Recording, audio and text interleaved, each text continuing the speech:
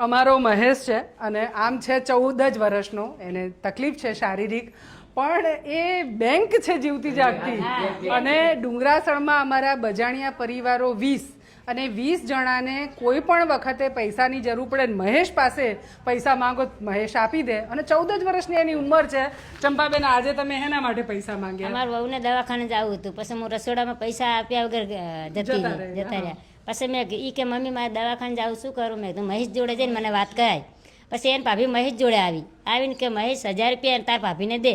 પછી મહેશે દીધા ને પછી દવાખાને ગઈ. એટલે પછી એ કે તું 1000 ના 1020 મને આપવાના, એટલે 20 વધારાનું થઈ જાય. હા, ઈ કે મને ઈ નથી કહેતો કે મને વધારે આપી દો, કેમ કે આ તો બેંક છે. એટલે આ એની બચતનો ગલ્લો છે જે ફોડવાનો નહીં. અને આ માંગવા કોઈ આવે તો આમાંથી ગણીને પૈસા એને આપવાના. આ એની. અને મેં કીધું કે આ બધા પૈસા એને ભેગા કેવી રીતે કર્યા? મહેશ, કેવી રીતે ભેગા કર્યા? મમ્મીથી શીખીને. તાર મમ્મી પાસેથી શીખી. એટલે એની મમ્મી જ્યારે એના મમ્મી ને પપ્પા બંને બહાર જાય કટલરી વેચવા કે કમાવા કે, તો 10-20 રૂપિયા એને આપે.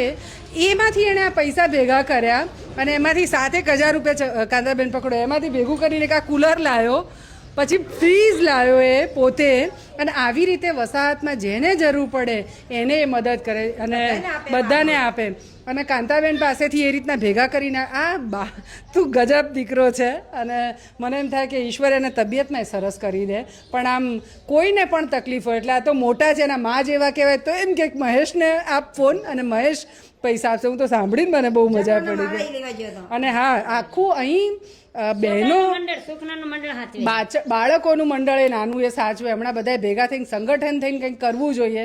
તો જેમ ઘરો આ બધાના પાક્કા થઈ અહીંયા આખી વસાહતમાં 20 પરિવારોના, તો કે આપણા સરસ ઘર થઈ ગયા, આપણે પક્ષીઓના બી કરવા જોઈએ.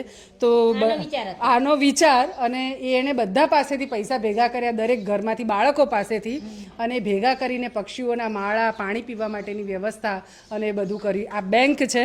ગોડ બ્લેસ યુ બચ્ચા. હું તો બહુ રાજી થઈ એના પાસે. આની વાર્તા થશે.